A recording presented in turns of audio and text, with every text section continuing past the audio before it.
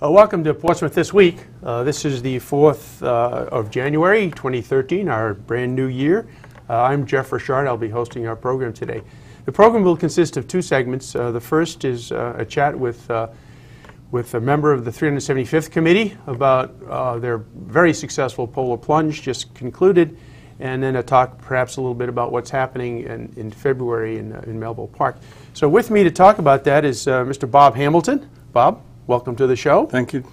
Tell us a little bit. I didn't get there because my family has gone to Newport to plunge for years. So I had to do that. But we have a new tradition. It was successful. How many people? Extremely successful. I mean, there's so much apprehension I had beforehand because we've never done this. You know, it's just been a group of 15 guys that got together on New Year's at noontime, jumped in the water, jumped out, and went back to the beach house and had a drink. So we estimate that there was probably pretty close between the ones that went in the water and the spectators, pretty close to 500 by counting heads and photographs. Any sense of where they were coming from? Are they all Portsmouth people? Or Newport is such a busy event. Somebody told me that it took them 2 hours to get out of the parking lot after the plunge in Newport, but we didn't have that problem. Lots of parking down there. Well, Park Avenue was both full. Sides of Park Avenue and Boyd Lane and some of the side streets. And 11:30, there were people gathering, but it just seemed all of a sudden people are coming out of the woodwork. Really? So it's a quick event. I mean, you immediately, did you sound the horn at noon and ching, in they went and out they came? Yeah, we had Portsmouth Rescue on scene, and they blew their air horn at 12 o'clock, and there was the mad rush, and 30 seconds later it's all over. It's all over. Did people linger around? Did they go to various places to get some hot chocolate? Well, we were very fortunate that Kenny O'Brien at the Beach House Bar and Grill, you know, offered his bar, which holds at least 250 people. Marvelous. So fill that up. A lot of people went back there, and we had 16 Portsmouth restaurants that donated food. Oh, that's marvelous. And I looked at the food laid out on the table, and I said to myself, I mean, there's so much food here that whatever's left over, I'm going to take up to the fire department and police department. Yeah. Well, by the time people had finally left, there were 3 donuts left. So, and there was the food was excellent. Everything from donuts to beef short ribs. Well, that's fantastic. So you must have put a lot of effort in. The committee must have done quite a bit of preliminary work to get something like that accomplished. Well, a decent effort, but it wasn't anything out of the ordinary. Well, great. Yeah. Your next event is a February event, and one of the major ones is one I'm very familiar with. Is we're going to do a Volksmarch down in Melville Park. Right? That's part of the game? On February 23rd. That's the next major event. We may have a few things in between, but that's the next major event. Okay. And that's your baby to our Melville run Park, with. That's right. Our park committee met on Wednesday evening, as we want to do every month. And in order to make this just a little bit different this year than our normal winter walk, which is really a guided walk where people can come down and we will present somebody like Jim Garman or Glenn Williams, people very familiar with the park, to bring people around and show them around. This year, we're also going to make it somewhat competitive. As you may recall, in Europe, when they walk, they organize themselves in Volksmarches. Very formal enterprise, and there are a lot of clubs that it's a walking event. So what we thought we would do this year is go ahead and organize that way. So we're going to go to Hodges Badge, and we're going to get ourselves some ribbons with some appropriate things. And the first 50 completions, from sign up and completion, will have 3 checkpoints that people could go through. And the first 50 people through will get an appropriate award, a badge, to indicate that they've done this thing. And like the plunge, we'll also have refreshments available. We have a blockhouse that used to be a pump station down there when the Navy owned the property. We'll have that all outfitted, have a hot stove in the building, and hot chocolate and coffee, and all the food that hopefully anybody would want. But So that's the major event in February for the group. Is that right? Yep, that is. Okay. It's one of Portsmouth's hidden treasures. There you go. There's so many people don't know about it. Yeah, this is absolutely And true. what an opportunity this is with the publicity. Yeah. Well, very fine. I want to thank Bob Hamilton for being with us today, and we wish the 375th Committee the best of luck. Thank Keep you. on. We got to figure out something now to end the year. Yes. Not another swim. No? Okay. Well, good luck on that one.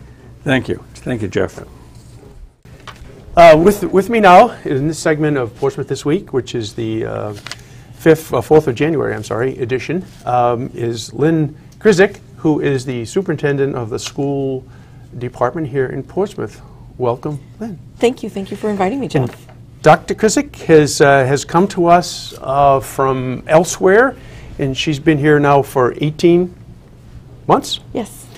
I guess this frozenness, which is now represented by our weather pattern, is not particularly new to you. That where you came from, it was just as cold, wasn't it? Yeah, I did go back to visit some family and friends for the holidays, and it was actually more balmy in the Midwest than it was here when I returned.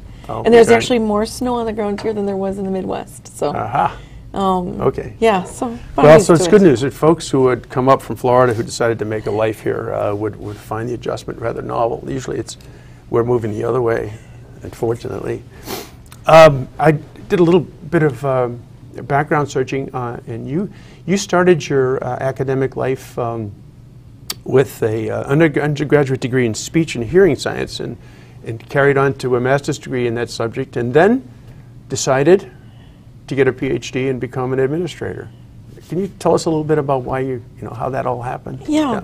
I got my bachelor's and master's from the University of Illinois in Champaign, and I worked in the schools as a speech pathologist, and I worked in a unique program where I was a speech pathologist in the classroom, working with a special educator. That organization gave me the opportunity to move outside of that role, where I consulted with 55 school districts and provided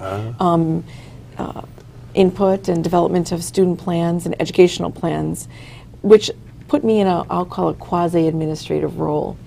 And once I got in that role and I could see that I could influence more lives of kids, I moved into various different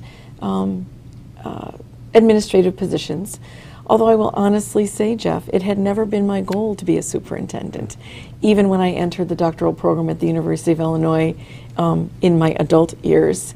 But I soon realized that I have such a passion for wanting to make sure that all kids have access to a high-quality education that I came to see that I could somewhat transform the role of the superintendency to one where it could really be about conversations about teaching and learning and student instruction.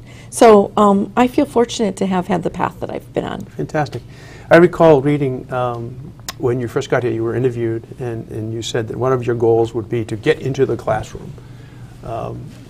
And you made a promise about trying to get into every classroom. Have you been able to do that?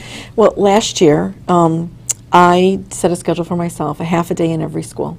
And I think originally the staff thought I was just going to come in and just drop in for 5 minutes, but I really wanted to spend an entire period in the classroom. That's really where the real work is happening in the schools, is our teachers with kids in the classroom. And I really wanted to get to know my staff. I wanted to get to know our kids. But as their advocate, I needed to know what we had and didn't have so that we could put some things in place in order to help them better meet the needs of kids. So I was true to my half day a week of every school, but because I was spending so much time in each classroom, I didn't get in every classroom. But I learned a great deal, and I was incredibly impressed with the caliber of teaching staff we have here, the dedication of our staff, and also just the level of engagement and of our kids. We have incredible kids here in Portsmouth and Little Compton coming to our schools. We're really lucky. It's something that we must remember, that we do take care of Little Compton in many senses. And I understand now you are actually a resident out there in Little Compton with a little bit of a commute now. I have. it's about a 12-mile commute, but it takes a little bit longer because it's a 2-lane highway until I get out. I have to cross the bridge now. You must be on a farm someplace. I am on a farm. I'm in an 80-year-old farmhouse. But I really feel that I'm still part of the larger community because our Portsmouth has a great deal of confidence in us to provide students with a high-quality education. So yeah, so I spent my first year in Portsmouth, and then I found this little farmhouse in Little Compton. So fantastic. Longer commute, some downtime coming back. Now I can listen to more than one song on the radio. I was thinking about the fact that we had to consolidate, it made a decision to consolidate from 3 to 2 elementary schools. And at the same time we did that, we're asking teachers and students to adjust to that shift. And at the same time, you actually had success in reducing your budget to somewhat of a surplus last year. How did the adjustment work out in terms of eliminating Elmhurst from the system? Did 3 to 2 work out satisfactorily? Well, all of that work of the 3 to 2 happened before I got here. That was under Dr. Lucy's leadership and tenure. And so I came in the second year of that implementation. It has made some difference financially. Obviously, we had one less building administrator. We had one less facility to maintain and monitor. We had the same number of students. And where students were placed didn't necessarily result in a significant number of loss of teaching positions.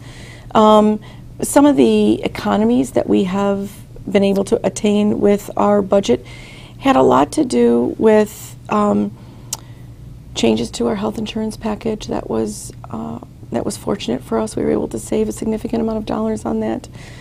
We have eliminated some positions. We've had some little bit of decline in enrollment in some places, so we hadn't replaced all of our retired positions in some locations. But we added an administrative position to the middle school this year, so while it's not a principal, it's an assistant principal. We've just tried to reallocate, I'll say, the limited amount of resources that we currently do have in our budget. And I think Portsmouth has always tried to be somewhat conservative and frugal with the way that we expend dollars. But I think we're looking to make sure that we spend whatever available dollars we have wisely so that they're making an impact on the quality of education. And that's what I would hope that the members of the Portsmouth community would want, is that we would continue to improve the quality of education. Absolutely. Over the time I've watched the number of ways that we judge student achievement and how well we're doing with our kids seems to be adjusting. And what are the latest ways that since you've been there, that you've watched student achievement be scored, and how are we doing in that department? Well, prior to me coming, we primarily relied on something called the NECAP. It's the assessment that is given to all students in grades 3 through 8 and in grades 11 in Rhode Island, in Vermont, and in Massachusetts, and then Maine in grades 3 through 8. And so that was probably one of the biggest, or the only benchmark that we were looking at. Last year we implemented another measure that allowed us to give us data in terms of how do our kids compete nationally. Because we know the world is relatively flat, and we're not just preparing our students for a life in Rhode Island, but a life anywhere in the world. And we want them to be as competitive as possible. And then how can we then improve our curriculum to make it more rigorous? So we implemented that last year, which gives us more what I'll call data points, because we should never be making decisions on one test, one assessment. We also then added this year another assessment to allow us to get more data on our kindergarten through second grade students, something called Ames Web. It's a screening tool that gives us some math and reading data. This way we can intervene earlier with kids who might be struggling, and we can also then advance instruction for those kids who have come to us beyond their ability ready to learn. From an achievement standpoint, you know, we have had a long history of having some great test results on the NECAP. We've seen some great steady improvement in reading and math. In some areas we've remained relatively constant. We haven't seen a lot of growth. We haven't seen any downward trends, so we're happy about that. But I think we have, each of our schools have put in some programs and strategies to improve student learning. The middle school, for example, has placed a great deal of emphasis on improving student writing. And they are seeing some really great results there. Yeah, I grew up with the Palmer method. As I understand well, it, that's handwriting, Jeff.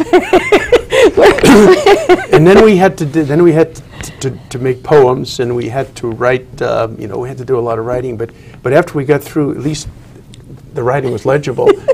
My grandkids, they're learning something. What do kids learn how to write with these days? I mean, what is it? It's not printing. It's not cursive. What is it called? Well, it is called cursive. It is called cursive these days, and that isn't a large emphasis on our curriculum, although it happens. Yeah. We know in this day and age with so many students texting and on the computer and technology changing so many things, that we have a lot of kids that are really doing a lot of their writing creativity on the computer now.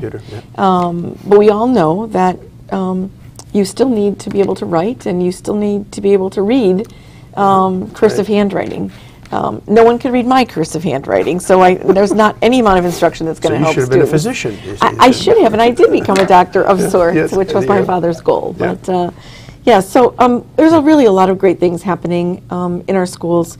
And again, I think it is a reflection, one of a new school committee that is really focused in on teaching and learning and instruction. Great. Which I'm thrilled about and I'm excited about. And I also think that we have educational leaders and teachers that really come here giving 110% every day. Good. And as much as there's been a lot of change, both at the state level and at the national level and in the district, and at times my staff is overwhelmed, I think people really believe that we're doing things for the right reasons and we're going in the right direction. Good. Something I noticed that seems to be a trend is that, speaking of computers, in the world of distance education, where a teacher in Fairbanks, Alaska, could be online teaching an AP calculus course here in Portsmouth, is that a trend nationally that Portsmouth system is taking advantage of? Are there online courses that are offered now? Well, we do have virtual high school. We do have a limited number of seats for virtual high school. Okay. We offer 20 seats in the fall semester and 20 seats in the spring semester. There is a growing interest in virtual high school, actually for students to take courses that we currently don't offer or have access to. We also, this summer, in our summer school program, did somewhat of a blended learning program where we used some online instruction, some recorded online instruction, where students had the opportunity to further develop their math and reading skills. But there really is a growing trend of increasing opportunities for virtual high school experiences, not in replacement for the real experience of being in the classroom, but to augment what we currently provide to our students. In addition, we sometimes have students that might be out for extended illnesses. Virtual high school gives students access to a rigorous education that has been well received and that has been positive.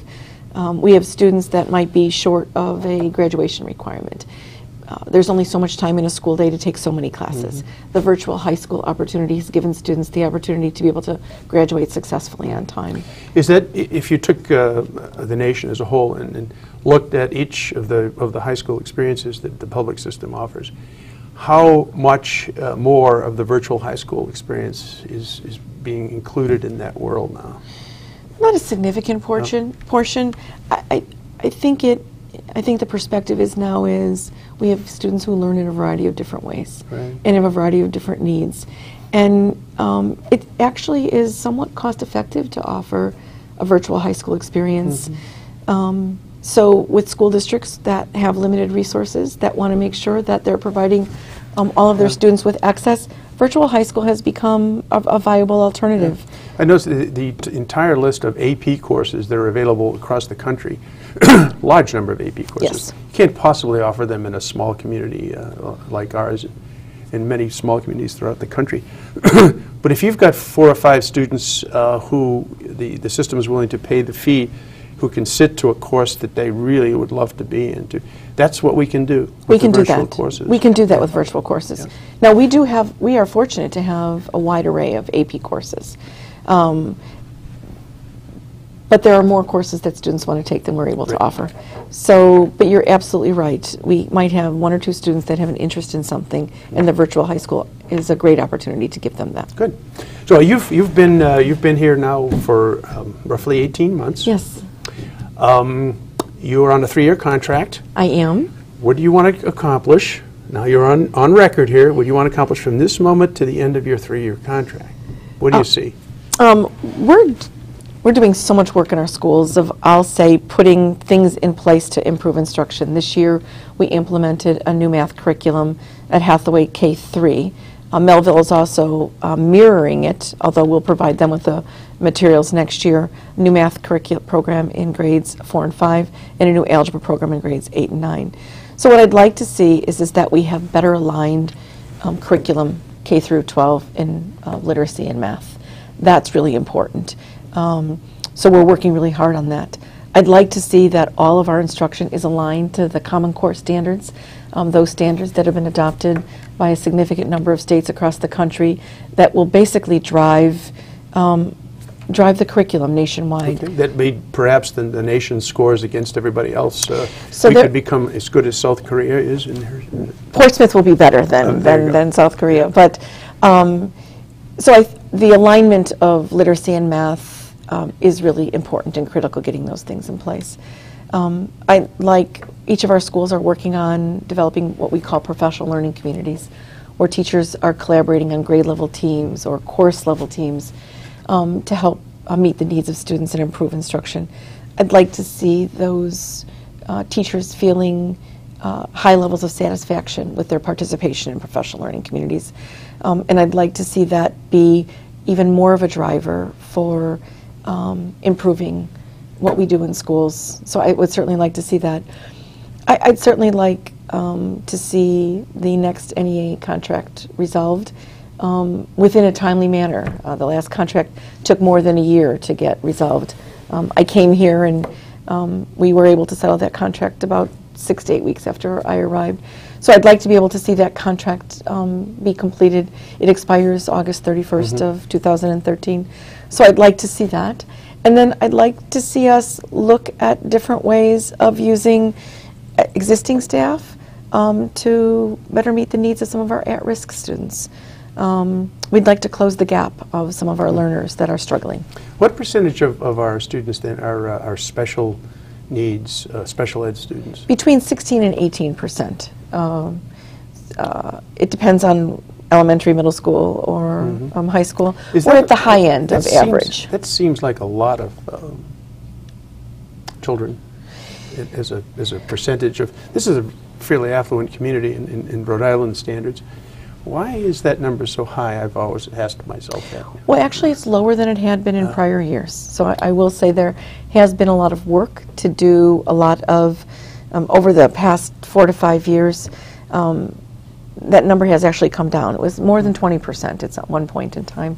So people are now intervening earlier with students. I was going to say that you mentioned a new program that in K through 2 where you would maybe find a problem early, get it solved without carrying all the way through to the 9th grade as a special ed early intervention is a great thing. We also put an early intervention kindergarten program in place last year, and it's continuing this year.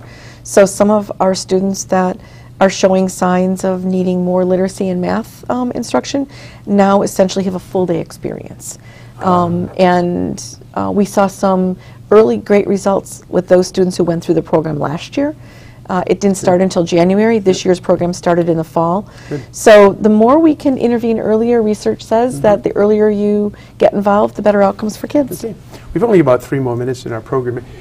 When you look at the turnover of students and families, this is a very rich in military families here, and they're in and out of the system, and I suppose that your school department gets a number of those kids. Plus the demographics of the movement away from the state. It seems that more people are moving out of the state than are actually moving into the state. And how does that how does that reflect in your department's student population? We have some degree of, I'll say, transiency from some of that movement, but not as significant as you might think. Well, it's good. And I don't have the percentages to quote you, but we do have a fair number of students moving in and out every single year, but not a significant number. We do know that what makes it hard for us to predict what our actual enrollment is going to be is because we have some families that are moving into us in August that we, so we try to predict, but we don't know. I will say that my staff continue to say that, and I'll speak to the military families, how value added those students are to our school community. Students really miss their peers that have to move away. Those students get involved right away. Families get involved. We're very fortunate. This is a great place to live, work, and go to school. Fantastic. Well, we've just about run out of time here. Dr. Kuzik, thank you very much for joining us, and thank you for we having look me. forward to the next couple of years with you. As a parting comment, I understand that the school department is cooperating with the 375th Absolutely. Committee, and it's a very active group of people. If the Polar Plunge is any example of what they're capable of doing. So what kind of things is your department looking at possibly doing to celebrate our 375th? Well, we have a very passionate group of 375 committee members that want to get as much student involvement as possible. So what's upcoming immediately is there is a writing contest at an essay contest at the Portsmouth Middle School. That's happening, I think, as we speak. The high school students are working with members of the 375 committee to identify ways in which they can help support different events or different activities. We passed out 375 badges to all of our staff. We were grateful to get that donation from the 375 committee. So we will do, I think, whatever it takes, whatever we're asked to do. To support that. And we're also hoping maybe to have Jim Garman come in and speak to our middle schoolers at some point in time. I think having that rich, deep history of the understanding of what's going on in Portsmouth is an important legacy to pass on to our students. And you know, if all goes well in our Volks March in Melville Park here next month, we can get as many students as we could possibly get into the park. I think the use of nature and getting out of the house, leaving the computer at home, getting out and hug a tree is really a good thing. And our park is a very beautiful thing. It's 9 ponds down there, stocked. So there's fishing element. There's all sorts of wonderful things that happen in the park. Well, I'd like to thank Dr. Kuzik once again for being here with us, and good luck in your stay here. Thank you. Thank you. And thanks for watching.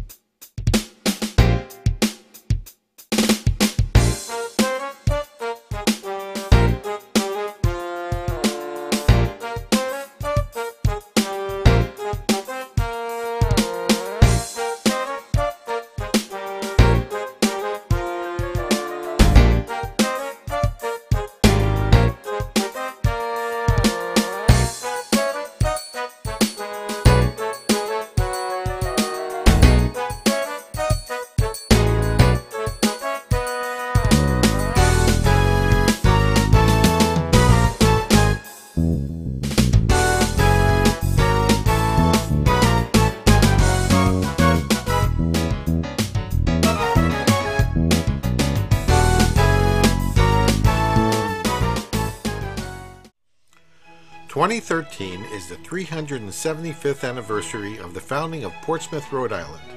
Portsmouth was settled in 1638 by a group of religious dissenters from the Boston colony, including Dr. John Clark, William Coddington, and Anne Hutchinson.